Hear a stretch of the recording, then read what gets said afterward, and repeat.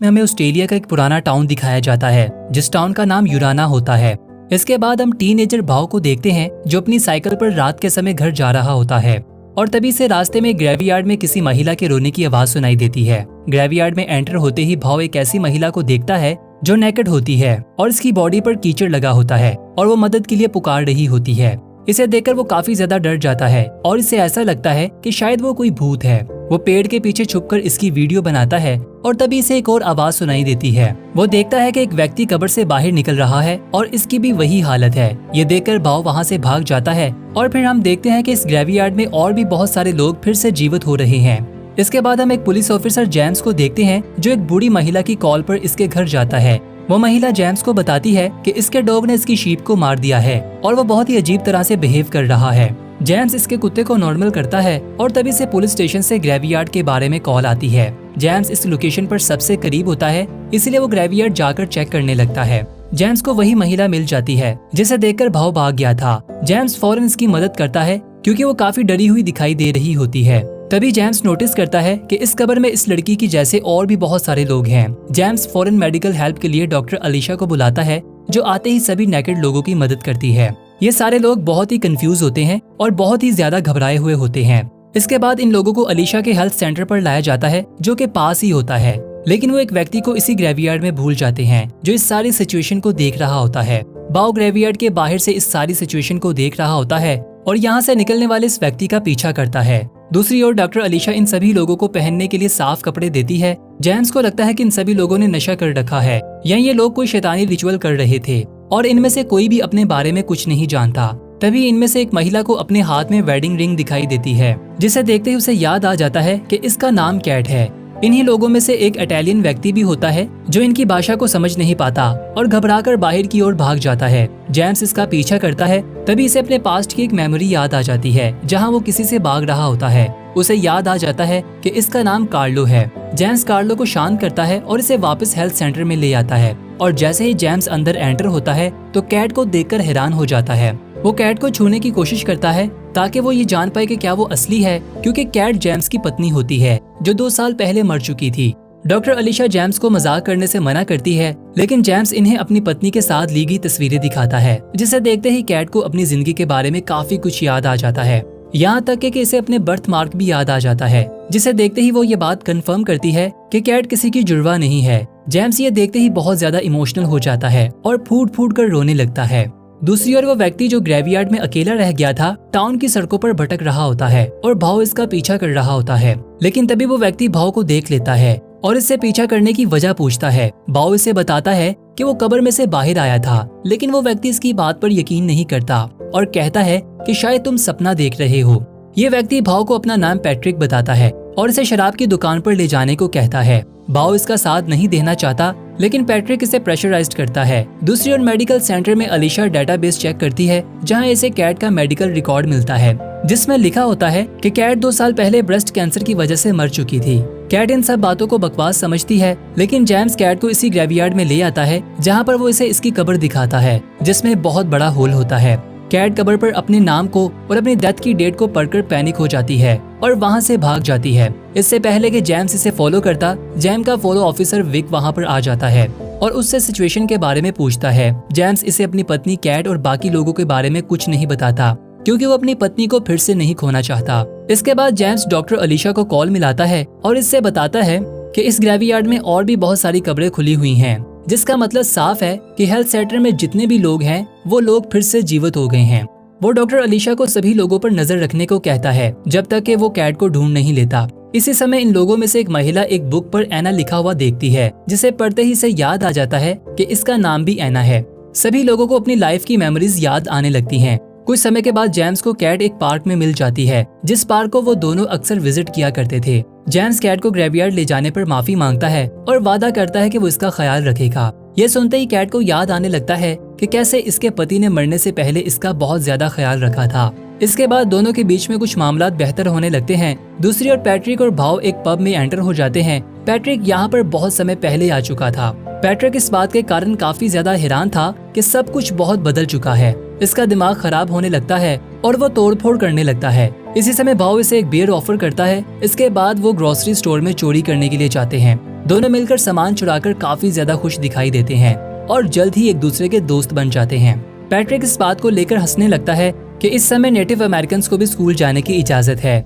रास्ते में इन्हें एक स्टैचू दिखाई देता है जिस पर लिखा होता है कि पैट्रिक इस टाउन का मायर था और इसे मरे हुए 150 साल गुजर चुके हैं। पैट्रिक को इस बात पर यकीन नहीं आता। दूसरी ओर कैट डॉक्टर अलीशा से मिलती है और दोनों मिलकर ये बात डिस्कस करते हैं कि अगर इन्होंने पुलिस को इन्फॉर्म कर दिया तो गवर्नमेंट इन पर एक्सपेरिमेंट करेगी और इसलिए वो इस सारी बात को राज रखने का निर्णय लेते हैं। कार्लो फिर से हेल्थ सेंटर से भाग निकलता है, तभी इसका सामना सार्जेंट विक से हो जाता है जो इसके अजीब बर्ताव की वजह से इसे अपने साथ पुलिस स्टेशन ले जाता है और इसे सेल में बंद कर लेता है। सेल में लॉक होते ही कार्लो को फिर से अपनी पास्ट लाइफ याद आने लगती है, जहां इसे पता चलता है कि इसे और इसके भाई अलेक्जेंडर को अमेरिकी सोल्जर्स ने कैद कर रखा था। वो दोनों इस कैद से आजाद होना चाहते थे, लेकिन इसका भाई अलेक्जेंडर पुलिस के टॉर्चर को ना झेल पाया और इसने आत्महत्या कर ली। प्रेजेंट टाइम में कार्लो को अपनी लाइफ के बारे में सब कुछ याद आ जाता है। तभी जेम्स वहां आ जाता है और विक को घर जाने को कहता है क्योंकि इस समय इसकी शिफ्ट नहीं होती। इसके बाद अगले सीन में हम देखते हैं कि जेम्स कार्लो को सेल से निकालकर वापस हेल्थ सेंटर में ले आता है, जहां वो अपने बारे में बताना शुरू करता है। एना को इटालियन जुबान आती है और वो कार्लो की बातों को ट्रांसलेट करती है, जहां सभी लोगों को पता चलता है कि कार्लो जंग के समय यहाँ पर अमेरिकी सोल्जर्स के एक खुफिया जेल में कैद था। एना भी इस जगह को जानती है क्योंकि वो भी जंग के दिनों पर यहीं पर थी। अलेक्जेंड्रो का नाम सुनते ही डॉक्टर अलीशा बताती है कि टाउन से निकलते ही थोड़े फासले पर इसके एक पेशेंट का घर है जो 90 साल का एक बूढ़ा व्यक्ति है जिसका नाम अलेक्जेंड्रो है। शायद वो कार्लो का भाई हो सकता है। ये जानने के लिए जेम्स कार्लो को इसके भाई के घर तक ड्राइव करने के लिए ऑफर करता है और जैसे ही वो टाउन के ब्रिज को क्रॉस करने लगता है, कार्लो की आंखों से खून बहने लगता है और वो दर्द के मारे चिल्लाने लगता है और तभी अचानक कार्लो की बॉडी फिर से डिकम्पोज होने लगती है और वो राख में बदल जाता है। जेम्स इसकी मदद के लिए कुछ भी नहीं कर पाता और इसकी राख को इकट्ठा करके वापस हेल्थ सेंटर पहुंच जाता है और डॉक्टर अलीशा को ये राख दिखाता है और इसे सारी बात बताता है। अगली सुबह कैट को अपनी लाइफ के बारे में सब कुछ याद आ जाता है और वो जेम्स को उसे अपने घर ले जाने को कहता है ताकि वो अपने बेड पर सो पाए, लेकिन जेम्स इसे कहता है कि कुछ दिनों के लिए उसे डॉक्टर अलीशा के पास ही रहना चाहिए। जेम्स कैट से कुछ छुपा रहा होता है। इसके बाद हम देखते हैं कि जेम्स फ्रेश होने के लिए अपने घर आता है, जहां हम ये देखते हैं कि कैट के मरने के बाद जेम्स ने सारा नामी लड़की से शादी कर ली थी जो कि अब प्रेग्नेंट है। ये लड़की कैट की बेस्ट फ्रेंड थी। दूसरी ओर ग्रेवयार्ड से फिर से एक व्यक्ति कब्र से बाहर आ जाता है, लेकिन इसकी कब्र के बारे में कोई भी जानकारी नहीं होती। इसके बाद डॉक्टर अलीशा और जेम्स ग्रेवयार्ड में मिलते हैं, जहां अलीशा जेम्स को बताती है कि रात जिस समय कार्लो की जान चली गई थी इसी समय अलेक्जेंड्रो की भी मौत हो गई थी। जेम्स बताता है कि ये कोई इत्तेफाक हो सकता है क्योंकि वो काफी ज्यादा बूढ़ा था। तभी जेम्स को रेडियो पर मैसेज आता है कि स्कूल में एक नेकेड आदमी घुस गया है। जेम्स फौरन स्कूल जाता है, लेकिन इस बार इसका सामना एक बहुत ही अग्रेसिव आदमी से होता है, जिसे कंट्रोल करने के लिए जेम्स इसे हैंडकफ लगाकर गाड़ी में बिठाता है और हेल्थ सेंटर की ओर ड्राइव करता है। इसी समय एक जख्मी महिला जिसका नाम क्रिस्टी होता है दर्द से चिल्ला रही होती है क्योंकि इसका पाँव इन्फेक्टेड हो जाता है और प्रॉपर इलाज के लिए इसे टाउन से बाहर हॉस्पिटल में ले जाना होगा। तभी जेम्स इसे नए व्यक्ति को हेल्थ सेंटर में ले आता है, जिसे देखकर डॉक्टर अलीशा बहुत ही अजीब बर्ताव करने लगती है। वो इस व्यक्ति के बारे में जानती है, लेकिन जेम्स को इसके बारे में नहीं बताती। जेम्स क्रिस्टी के इलाज के लिए उसे और चार्ली को गाड़ी में बिठाकर टाउन से बाहर ले जाता है, लेकिन तभी अचानक दोनों की हालत बिल्कुल वैसी हो जाती है जैसे कार्लो की हो गई थी। इनकी आंखों से भी खून बहने लगता है। ये देखते ही जेम्स गाड़ी को रिवर्स में डाल देता है और जैसे ही वो ऐसा करता है दोनों की हालत फिर से नॉर्मल होने लगती है। यहाँ जेम्स को ये बात पता चलती है कि ये सारे लोग सिर्फ टाउन के अंदर ही जीवित रह पाएंगे और अगर ये बाहर निकलने की कोशिश करेंगे तो इनकी हालत कार्लो जैसी हो जाएगी।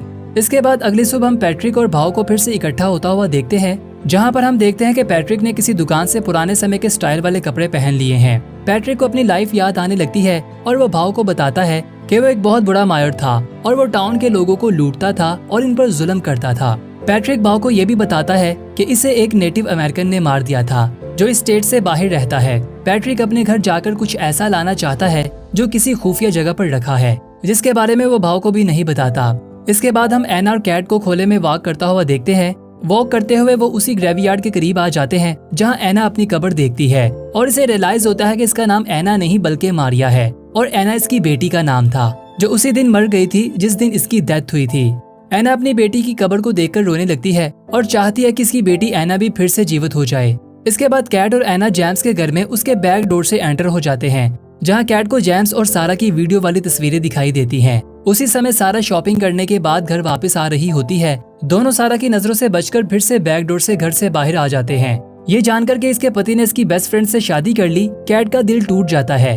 और कुछ समय बाद जेम्स देखता है कि कैट टाउन से बाहर जा रही है। जेम्स इसे रोकने की कोशिश करता है, लेकिन कैट उसकी एक नहीं मानती और जैसे ही वो ब्रिज को क्रॉस करने लगती है, कैट की हालत भी खराब होने लगती है। जेम्स उसे फौरन मेडिकल सेंटर वापस ले आता है। इसके बाद जेम्स डॉक्टर अलीशा से कहता है कि इसे विक को सारी सच्चाई बता देनी चाहिए और बाहर से मदद लेनी चाहिए, लेकिन डॉक्टर अलीशा ऐसा करने से मना करती है। जेम्स अलीशा की बात नहीं सुनता और सार्जेंट विक को सारी सच्चाई बताने के लिए निकल पड़ता है। उसी समय डॉक्टर अलीशा सभी लोगों को एक सीक्रेट प्लेस पर ले आती है। उधर जेम्स सार्जेंट विक को सारी सच्चाई बता देता है, लेकिन वो इसकी किसी भी बात पर यकीन नहीं करता। उसी रात जब विक अपने घर जा रहा होता है, तभी इसका एक्सीडेंट हो जाता है और गाड़ी तबाह हो जाती है, जिससे वो काफी ज्यादा घायल हो जाता है, लेकिन वो गाड़ी से निकलने में कामयाब हो जाता है और पास ही एक गैस स्टेशन के बाथरूम में अपने जख्म को साफ करने लगता है और काफी अजीब बर्ताव करने लगता है। और अचानक से वो जेम्स के पास पहुंच जाते हैं और जेम्स से कहते हैं कि सभी लोगों को हमें हर हाल में ढूंढना होगा। इसी समय मारिया अपने घर में आ जाती है, जहां इसे अपनी बेटी एना और अपने पति की याद आने लगती है। तभी इसे वहां से किक आउट करवा दिया जाता है, क्योंकि इस समय वहां पर कोई और फैमिली रह रही होती है। इसके बाद मारिया प्रे करने के लिए चर्च में जाती है, जहां वो एक महिला को अपने बारे में बताती है कि वो खुदा का मेरिकल है। ये बातें सुनने के बाद वो महिला पुलिस को रिपोर्ट कर देती है। इसके बाद दूसरी ओर पैट्रिक भाव को अपने पुराने घर ले आता है, जिसकी हालत काफी खराब होती है। तभी इन्हें रियलाइज होता है कि अभी भी वहाँ पर कोई रहता है। भाव देखता है कि कुछ टीनेजर्स वहाँ पर नशा कर रहे होते हैं, जो खुद को इंट्रोड्यूस करवाते हैं और भाव को अपने साथ नशा करने के लिए बिठा लेते हैं। वो लड़के पैट्रिक के ग्रैंडसन्स होते हैं। इसके बाद पैट्रिक घर की चिमनी में से कुछ तलाश करने लगता है। उसी समय उन लड़कों की माँ वहाँ पर आ जाती है और पुलिस को बुलाकर नशे का सारा इल्जाम भाव के ऊपर लगा देती है और इसे अरेस्ट करवा देती है। पैट्रिक भाव को बालकनी से देख रहा होता है। पैट्रिक को इसका वो बॉक्स मिल जाता है जिसकी वो तलाश में था। अब इस बॉक्स के अंदर क्या है, ये बात अभी भी राज होती है। इसके बाद जेम्स चर्च में आ जाता है और मारिया से कहता है और इसे इसकी जगह के बारे में पूछता है, जहां डॉक्टर अलीशा बाकी सभी लोगों को लेकर गई थी। मारिया इस जगह का पता बताने की एक शर्त रखती है कि वो चाहती है कि जेम्स इसे इसके पति लियो के पास ले जाए। जेम्स मारिया को इसके पति के पास ले आता है, जो कि एक ओल्ड एज होम में होता है। मारिया अपने पति को देखकर काफी खुश हो जाती है, लेकिन जैसे ही मारिया का पति इसे पहचानता है तो वो इसे चीटर बुलाता है और इसे नफरत करने लगता है। ये सुनते ही मारिया काफी नाराज हो जाती है और दोनों वापस आकर गाड़ी में बैठ जाते हैं। जेम्स मारिया को बताता है कि इस आदमी की दिमागी हालत ठीक नहीं है, लेकिन मारिया ये बताती है कि वो सच कह रहा है। तभी मारिया अपने पास्ट को याद करने लगती है, जब वो गाड़ी में एक व्यक्ति डॉन के साथ बैठी होती है, जो मारिया को छेड़ने की कोशिश करता है। मारिया जेम्स को इस व्यक्ति के बारे में बताती है। जेम्स बताता है कि डॉन नामी व्यक्ति एक कार डीलर शॉप का ओनर है। मारिया डॉन से सारी सच्चाई जानना चाहती है। डॉन उसे बताता है कि इसने इसे छेड़ने की कोशिश जरूर की थी, लेकिन मारिया ने बदले में इसे जोरदार थप्पड़ लगा दिया था और वहीं पर यह कहानी खत्म हो गई थी। सच्चाई जानने के बाद मारिया जेम्स को बैंड तक ले आती है, जहाँ पर सभी लोग छुपे होते हैं। जेम्स कैट को अकेला बैठे हुए पाता है और कैट को एक्सप्लेन करता है कि इसने और सारा ने सिर्फ इसके मरने के बाद ही शादी का फैसला किया, सिर्फ एक दूसरे को इमोशनल सपोर्ट देने के लिए। लेकिन शादी के बाद वो कैट को नहीं बुला पाया। कैट जेम्स से ऑफिशियल ब्रेकअप अनाउंस कर देती है। जेम्स ये सुनते ही बहुत घबरा जाता है और कैट को एक नदी के करीब एक घर के पास ले आता है, जहाँ कैट ये देखकर हैरान हो जाती है कि इसका सारा सामान इस घर में पड़ा हुआ है। जेम्स बताता है कि इसके मरने के बाद वो यहाँ आकर बहुत ज्यादा शराब पीता था और उसे याद किया करता था, और इसके इतने सारे सामान रखने की कोई स्पेशल जगह नहीं थी, इसलिए इसने ये घर बाय किया ताकि वो इसकी याद में यहाँ वक्त बिता सके। ये देखते ही कैट का दिल नर्म हो जाता है और वो जेम्स को किस करती है और यहाँ पर दोनों एंटीमेट हो जाते हैं। दूसरी ओर सार्जेंट विक, अलीशा और बाकी लोगों की तलाश में पूरे टाउन में सर्च कर रहे होते हैं। वो जेम्स के घर सारा से इन्वेस्टिगेशन करते हैं ताकि इसके बारे में कुछ पता चल सके।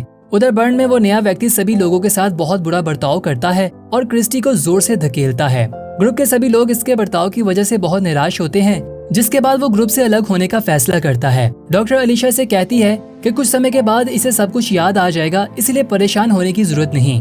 लेकिन ये सब सुनने के बाद वो वहाँ से चला जाता है। अगले सुबह मारिया अपने पति लियो से मिलने जाती है और इसे इसकी फेवरेट डिश खाने को देती है, लेकिन इस बार भी इसका पति इसे बुरा भला कहता है और तभी ये सीन फ्लैशबैक में शिफ्ट हो जाता है, जहां मारिया का पति इस पर डॉन के साथ रिलेशन बनाने पर इल्जाम लगाता है। लियो की बातों से तंग आकर मारिया ड्राइव करती हुई घर से भाग जाती है और तभी मारिया को बीच रास्ते रियलाइज होता है कि इसकी बेटी एना भी गाड़ी के अंदर है। तभी अचानक इसका एक्सीडेंट हो जाता है और दोनों की मौत हो जाती है। ये जानने के बाद कि वो इसकी बेटी की मौत की जिम्मेदार है, मारिया ग्रेवयार्ड जाती है और अपनी बेटी की कब्र पर बैठकर रोने लगती है। अचानक सार्जेंट विक वहाँ आ जाता है और मारिया का हाथ थामते हुए कहता है कि वो इसकी मदद के लिए आया है। तो दोस्तों इसी के साथ इस सीजन का पहला पार्ट अपने अंत को पहुंचता है। आशा करते हैं कि आपको ये पार्ट काफी ज्यादा पसंद आया होगा। अगर आप इस सीजन का दूसरा पार्ट देखना चाहते हैं तो कमेंट बॉक्स में हमें लाजमी बताइएगा।